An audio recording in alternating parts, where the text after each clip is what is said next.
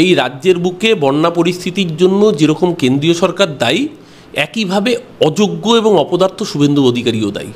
দেখুন, এই জল ছাড়ার বিষয়টা একটা কমিটি আছে ঠিকই, 3 ভাগের 1 ভাগ সময় রাজ্যকে নামকাওয়াস্তে একটা ইন্টিমেশন পাঠানো হয়, কিন্তু অধিকাংশ ক্ষেত্রে যখন বর্ষায় জলাধার স্ফীত হয়ে যায় তখন এমার্জেন্সি বেসিসে তারা জল ছেড়ে দিয়েছি বলে পরে জানান।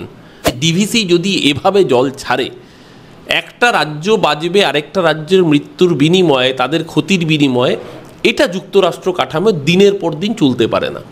ডিভিসি সারাউন্ডিং যে এরিয়া, যেটা কেন্দ্রীয় সরকারের নিয়ন্ত্রণাধীন, সেই জায়গায় পর্যন্ত ড্রেজিং হয় না। কেন বছরের পর বছর ড্রেজিংয়ের টাকা ব্যয় বরাদ্দ করা হয় না? এসি ঘরে বসে সাদা পাঞ্জাবি পরে বড় বড় ডায়লগ দেওয়া খুব সহজ, সবচেয়ে কঠিন মমতা ব্যানার্জিকে, এই রাজ্যের বুকে সবচেয়ে সহজ হচ্ছে মমতা ব্যানার্জিকে গালি দেওয়া, ক্যারিকেচার করা, মকারি করা, আর সবচেয়ে কঠিন মমতা ব্যানার্জি হয়ে দেখানো। যে মেয়েটা ওই টালির চালের সাদা শাড়ি হাওয়াই চুটি, ওই মেয়েটাই আজকে বানভাসী মানুষের পাশে, মানুষ তাকেই বিশ্বাস করে। মধ্যে রাজ্যে বন্যা পরিস্থিতির জন্য ডিভিসিকেই দুষছেন মুখ্যমন্ত্রী মমতা বন্দ্যোপাধ্যায়, এবং তিনি এটাও বলেছেন যে ডিভিসির সঙ্গে সম্পর্ক রাখবো কিনা সেটা ভেবে দেখবেন।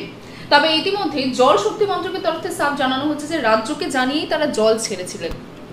দেখুন, এই জল ছাড়ার বিষয়টা একটা কমিটি আছে ঠিকই, DVRRC, Damodar valley river regulatory commission, তাদের সাথে আলোচনা সাপেক্ষে জল ছাড়ার কথা। কিন্তু অধিকাংশ ক্ষেত্রে যেটা হয়, 3 ভাগের 1 ভাগ সময় রাজ্যকে নামকাওয়াস্তে একটা ইন্টিমেশন পাঠানো হয়, কিন্তু অধিকাংশ ক্ষেত্রে যখন বর্ষায় জলাধার স্ফীত হয়ে যায় তখন এমার্জেন্সি বেসিসে তারা জল ছেড়ে দিয়েছি বলে পরে জানান।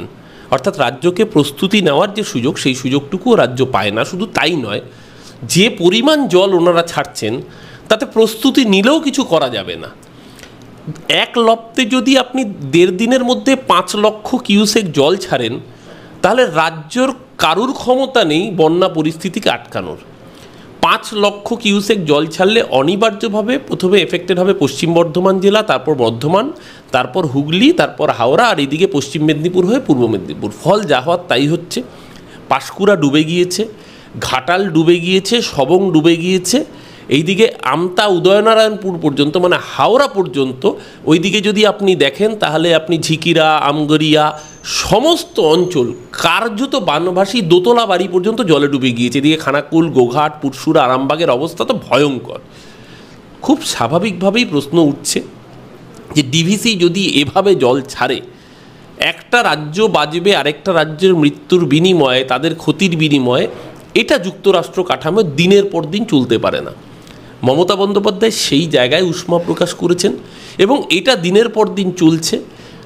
কেন্দ্রীয় সরকার তারা নিজেদের যে দায়িত্বের ড্রেজিং, সেই ড্রেজিং করবে না, তারা ফারাক্কায় ড্রেজিং করবে না, তারা গঙ্গা মোহনায় ড্রেজিং করবে না, তারা ডিভিসি সারাউন্ডিং যে এরিয়া, যেটা কেন্দ্রীয় সরকারের নিয়ন্ত্রণাধীন, সেই জায়গায় পর্যন্ত ড্রেজিং হয় না।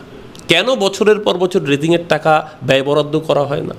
কেন রাজ্যকে, আপনারা জানেন যে এবারের কেন্দ্রীয় সরকারের বাজেটে বন্যা নিয়ন্ত্রণে তারা আসামকে টাকা দিয়েছে, স্পেশাল টাকা দিয়েছে। আমি জানি 2টো ক্রাচে ভর দিয়ে কেন্দ্রীয় সরকারকে চলতে হচ্ছে। একটা ক্রাচের নাম বিহার, নীতিশ কুমার, আর একটা ক্রাচের নাম তামিলনাড়ু, চন্দ্রবাবু নাইডু, আর একটা ক্রাচের নাম তেলুগু দেশম।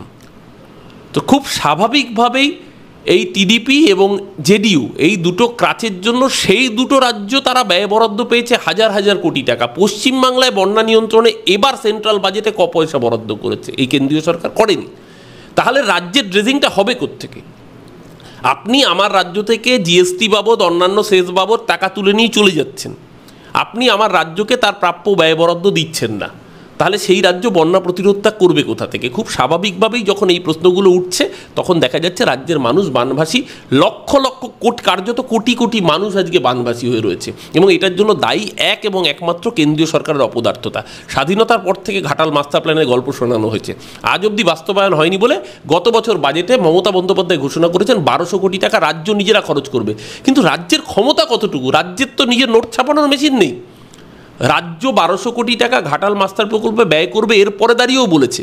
কিন্তু কেন্দ্রীয় সরকারের রোলটা কি? কেন্দ্রীয় সরকার কার্যত এই রাজ্যের বুকে যেহেতু ভোটে তারা জেতেন না, তাই মানুষ মরুক, চুলোয় যাক, তারা তাদের পলিটিক্যাল ডিভিডেন্ড পেলেই হলো। তাই জন্য শুভেন্দু অধিকারী, শ্রমিক ভট্টাচার্যরা রাস্তায় নেমে গেছেন বাজার গরম করতে।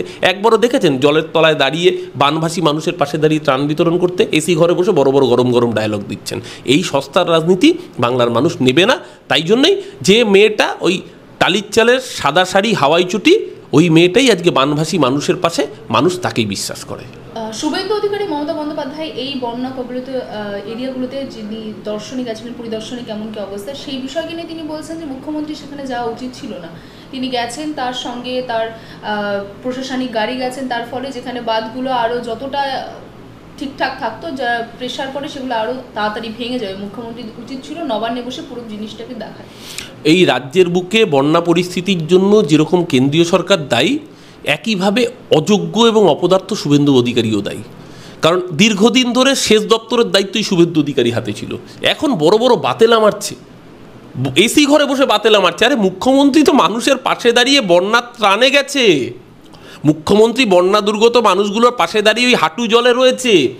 আমাদের রাজ্যসভার এমপি সামিরুল ইসলাম, আমাদের এমপি অসিত মাল, লাভপুরের এমএলএ রানা, তারা তিনজনে বোটে করে রেস্কিউর অপারেশনে ছিলেন। সেই বোট উল্টে গিয়ে তারা মৃত্যুর মুখ থেকে ফিরে এসছে। শুভেন্দু অধিকারী থেকে দেখেছেন ওই সাদা পাঞ্জাবিতে কোনো ভাঁজ পড়েছে?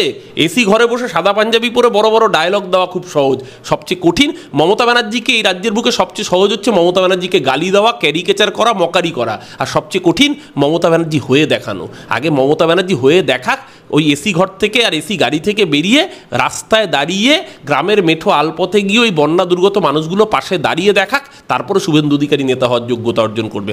বড় বড় বাতেলা দিচ্ছে। তারা বলছে যে পানীয় জল ঠিকঠাকভাবে পৌঁছাচ্ছে না। পানীয় জল পৌঁছবে কোত্থেকে? পুরো পানীয় জলের সাপ্লাইয়ের জায়গাটাই তো বন্যা দুর্গত হয়ে গিয়েছে।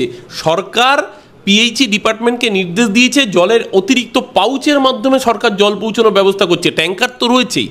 শুভেন্দু অধিকারী ডায়লগ দিচ্ছে ডিভিসির জন্য। হ্যাঁ, ডিভিসির সঙ্গে সম্পর্ক ছিন্ন করা হবে যদি প্রয়োজন পড়ে, যদি আমার রাজ্যের মানুষ বারবার বানভাসী হয়, প্রয়োজনে ডিভিসির সাথে সম্পর্ক ছিন্ন করা হবে। শুভেন্দু বড় বড় ডায়লগ দিচ্ছে, রাজ্যের 3টে জেলা 4টে জেলা লোডশেডিংয়ে জিতে হয়ে যাবে, ডুবে যাবে। লোডশেডিংটা অবশ্য ভালো জানে, এটা সত্যি কথাই। লোডশেডিংয়ে শুভেন্দু অধিকারী ডক্টরেট হয়েছেন, কারণ লোডশেডিং না হলে নন্দীগ্রামের গণনার দিন শুভেন্দু এমএলএ হয়ে বেরোতো না, কারণ সবাই জানতো 1284 ভোটে হেরে গিয়েছে শুভেন্দু অধিকারী। এএনআই পর্যন্ত নিউজ করে দিয়েছিল। তারপরে দেখা গেল লোডশেডিং হলো, আর শুভেন্দু দেখা গেল জয়ী ঘোষিত হলো 1956 ভোটে। তাই লোডশেডিং বিষয়টা শুভেন্দু নিশ্চিত এক্সপার্ট। কিন্তু এই শুভেন্দু 2014 সালের বক্তৃতাটা মনে করতে অনুরোধ করব। এই শুভেন্দু সেদিনকে 2014 সালের লোকসভা ইলেকশন, ও ক্যান্ডিডেট ছিল, ও বলেছিল বাংলার মানুষ আজকে আর বলে না লোডশেডিংয়ের সরকার আর নেই দরকার, কারণ মমতা ব্যানার্জি বাংলাকে বিদ্যুতে স্বনির্ভর করেছে। সেই শুভেন্দু এখন বড় বড় গল্প শোনাচ্ছে লোডশেডিং নিয়ে। ওই লোডশেডিং অধিকারীর উচিত আয়নায় নিজের মুখটা দেখা। আচ্ছা, অন্য প্রসঙ্গে যাবো যে ইতিমধ্যে জুনিয়র ডক্টররা যারা দীর্ঘদিন ধর্নায় ছিল, 11 দিনের মাথায় তারা সেই ধর্না প্রত্যাহার করেছে জুনিয়র ডক্টররা। তবে তার পাশাপাশি তারা এটাও জানিয়ে দিয়েছে যে জরুরি পরিষেবায় তারা যোগ করলেও কিন্তু ওপিডি এবং কোল্ড ওটির ক্ষেত্রে কর্মবিরতি তাদের অব্যাহত রাখছে এই অবস্থাতে। দেখুন, ডাক্তাররা আমাদের শত্রু নন, আমরাও ডাক্তারদের শত্রু নই। ডাক্তারদের শুভবুদ্ধির উপর বিষয়টা ছেড়ে দিয়েছে বাংলার মানুষ, মুখ্যমন্ত্রী ছেড়ে দিয়েছেন। সবচেয়ে বড় কথা, তাদের অধিকাংশ দাবি সরকার মেনে নিয়েছে। এবার যে কোনো শুভবুদ্ধি সম্পন্ন সচেতন মানুষ তারা এইটুকুই আশা করবে যে বাংলার এখনও 78 থেকে 80% মানুষের ভরসাস্থল হচ্ছে সরকারি হাসপাতাল। যাদের পকেটে প্রাইভেট মেডিক্লেমের কার্ড থাকে না, যাদের সেই টাকা থাকে না যেটায় কর্পোরেট হাসপাতালে তারা চিকিৎসা পরিষেবাকে এফোর্ড করতে পারবে, তাদের শেষ ভরসার জায়গা সরকারি হাসপাতাল। বাংলার মানুষের ট্যাক্সের টাকা, সেই টাকায় হাসপাতালের পরিকাঠামো তৈরি হয়, এমনকি সেই টাকায় ডাক্তারি কলেজগুলোতে যারা পড়ান তাদের মায়না হয়, এমনকি তাদের ডাক্তার বানানোর পরিকাঠামোর জন্য যে সরকার লক্ষ লক্ষ টাকা খরচ করে সেটাও বাংলার গরিব মানুষের ট্যাক্সের টাকা দিয়েই চলে। তাই ডাক্তাররাও যেন সেই গরিব মানুষগুলোর ট্রিটমেন্টের প্রতি কোথাও বিরূপ মনোভাব পোষণ না করেন, আমরা তাদের কাছে সেই অনুরোধ আগেও জানিয়েছি, আজও জানাচ্ছি। আপনাদের আন্দোলনের দাবি ন্যায্য, আপনাদের আন্দোলনের সাথে আমরা সলিডারিটি জ্ঞাপন করেছি। আপনারা পুরোপুরি কর্মবিরতিটা তুলুন, কারণ যেই মানুষকে আপনারা ফিরিয়ে দেবেন সেই মানুষের কিন্তু উপায় নেই প্রাইভেট হসপিটালে যাওয়ার। আর এই সময়কালের মধ্যে আমরা দেখেছি বেসরকারি হাসপাতালগুলোর, বিশেষ করে বাইপাসের ধারের যে কর্পোরেট হাসপাতালগুলো, তাদের মুনাফার পরিমাণ 50 থেকে 70% পর্যন্ত বৃদ্ধি পেয়েছে।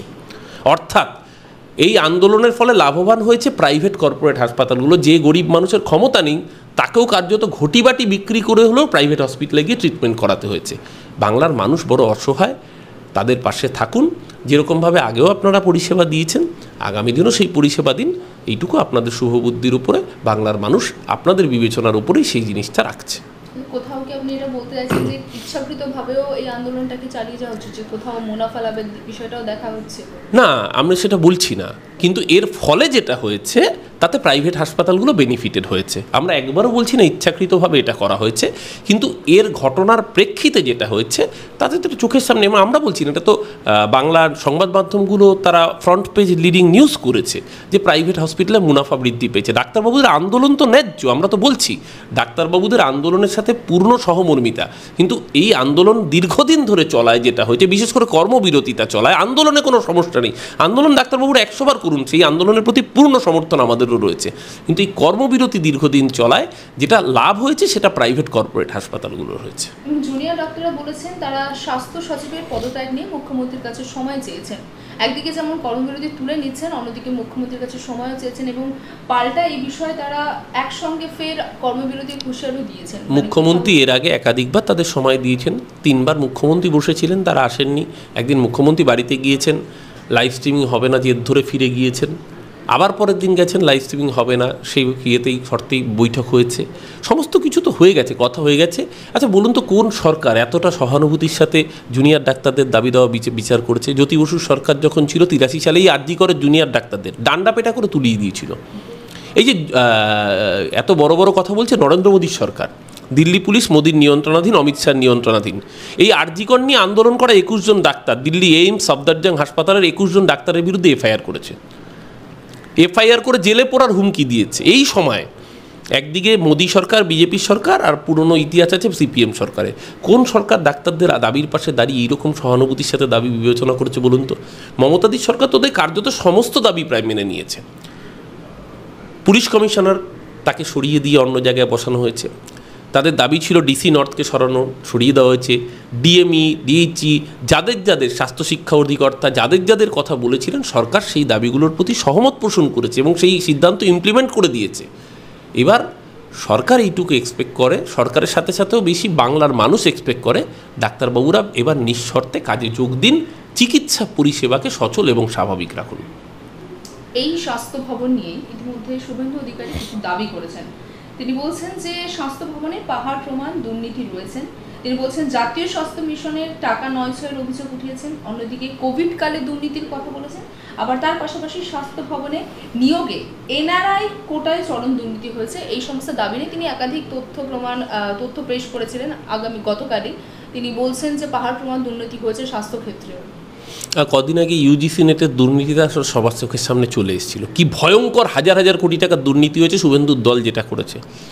আর ও কোভিডকালের কথা বলছে, বড় বড় বাতেলা ওর কেন্দ্রীয় সরকারের দপ্তরগুলোতে গিয়ে মারতে বলুন। কোভিডকালে শ্রেষ্ঠ পরিষেবা দেওয়ার জন্য সারা ভারতবর্ষের মধ্যে শ্রেষ্ঠ হাসপাতাল হয়েছিল এমআর বাঙুর হাসপাতাল, এই পশ্চিমবঙ্গের হাসপাতাল। সারা ভারতবর্ষের সেরা জেলা হাসপাতাল পশ্চিমবঙ্গের হাসপাতাল স্বীকৃতি পেয়েছে। কোভিডকালে বাংলার মানুষ, উল্টে দেশের মানুষ দেখেছে একজন ডাক্তার, একদিকে যেরকম অক্সিজেনের হাহাকার চলছিল, সেই সময় একজন ডাক্তার নিজের জীবনকে কার্যত বাজি রেখে শিশুদের প্রাণ বাঁচানোর জন্য অক্সিজেন সিলিন্ডার জোগাড় করার চেষ্টা করেছিলেন। সেই অপরাধে তাকে পানিশমেন্ট দেওয়া হয়েছিল। ডাক্তারের নাম কাফিল খান, জায়গার নাম উত্তরপ্রদেশ। শুভেন্দুকে বলুন আয়নার দিকে তাকিয়ে কথা বলতে, আসলে বলতে পারবে না। যার নিজের হাত নারদার তোয়ালেতে, নারদার খবরের কাগজে মোড়া, সে খুব স্বাভাবিকভাবে আয়নার দিকে তাকিয়ে কথা বলতে পারবে না। কাচের ঘরে বসে অন্যকে ঢিল ছুটতে নেই। বাংলা হাটের আরো খবর দেখতে নজর রাখুন। বাংলা খবর মানেই বাংলা হাট।